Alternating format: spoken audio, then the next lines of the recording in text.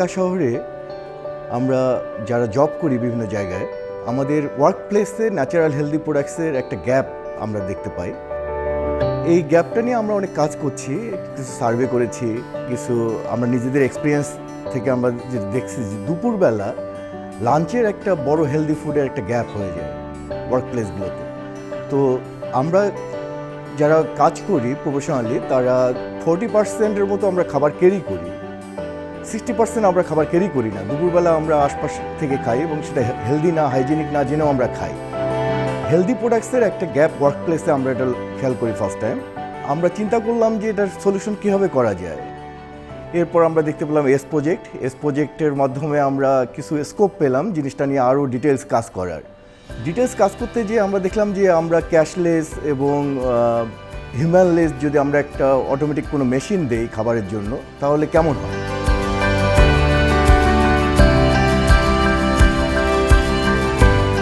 সেটা থেকে আমরা কিছু প্রোটোটাইপ করার চেষ্টা করলাম ট্রেডিশনাল ভেন্ডিং মেশিন দিয়ে। It's vending machine on kind of.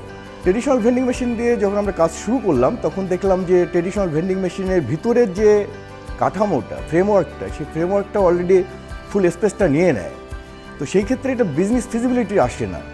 তখন স্পেস নিয়ে আমরা আরও ফার্দার রিসার্চ করলাম।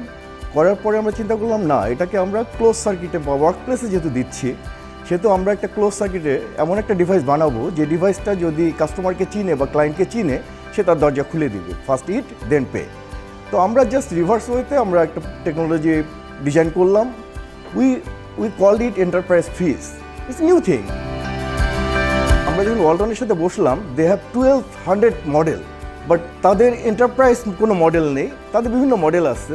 যখন আমরা দেখলাম যে এটা আমরা এন্টারপ্রেনারের জন্য বানাচ্ছি, ফুড এন্টারপ্রেনারের জন্য, তখন আমরা বললাম যে ঠিক আছে, there will be new model for fridge, this is called enterprise fridge. And fortunately when we search around the world, there is no appearance about the enterprise freeze, and we got the enterprisefreeze.com.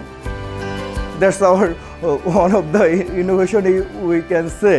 Enterprise freeze is ours.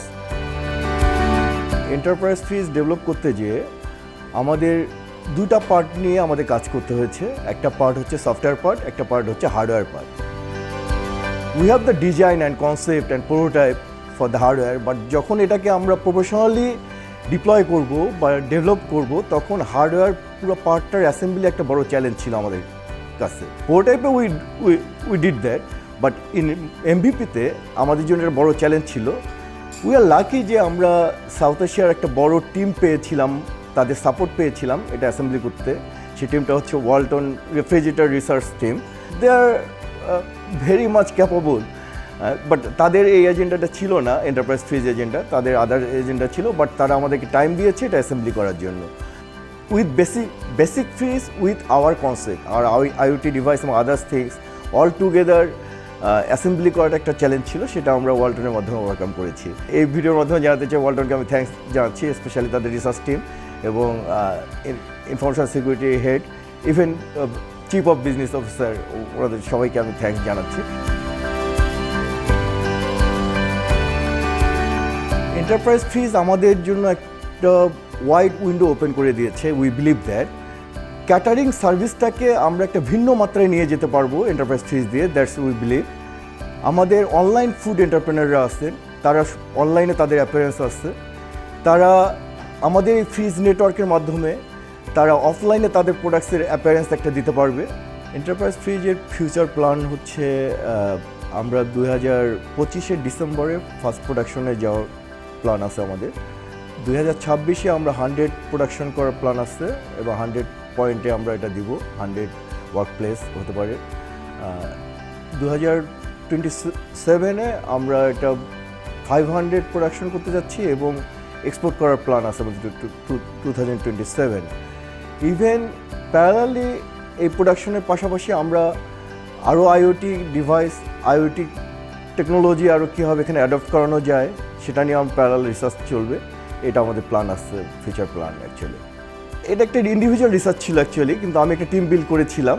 Full research প্রজেক্টের 25% partner হচ্ছে government, means Sherebangla কৃষি university এবং BCC, এবং আমি really তাদের প্রতি কৃতজ্ঞ যে তারা আমাকে অনেক স্বাধীনতা দিয়েছিল বলেই আমি আউট অফ বক্স যেভাবে ইচ্ছা সেভাবে চিন্তা করে জিনিসটাকে ফিজিবিলিটি কীভাবে করা যায়, বিজনেস ফিজিবিলিটি, সেটা আমি করতে পেরেছি। স্পেশাল থ্যাঙ্কস টু জুয়েল ভাই and mostly thanks to Suleman ভাই, প্রফেসর সুলেমান। উনি আমাদেরকে, বিশেষ করে আমাকে অনেক ইন্সপায়ার দিয়েছেন। অ্যাকচুয়ালি রাইট ট্র্যাকে আসি কিনা, যখন আমরা ইনোভেশন নিয়ে কাজ করি, রাইট ট্র্যাকে থাকাটা খুবই ইম্পর্টেন্ট এবং একজন মেন্টর পাওয়া খুবই ইম্পর্টেন্ট, যে মেন্টর আমাকে সাপোর্ট দিচ্ছে যে you are in right track, do it, সেটা একটা কনফিডেন্স দেয় আমাদেরকে। তো উই আর লাকি যে আমরা একটা টিম পেয়েছি এখানে।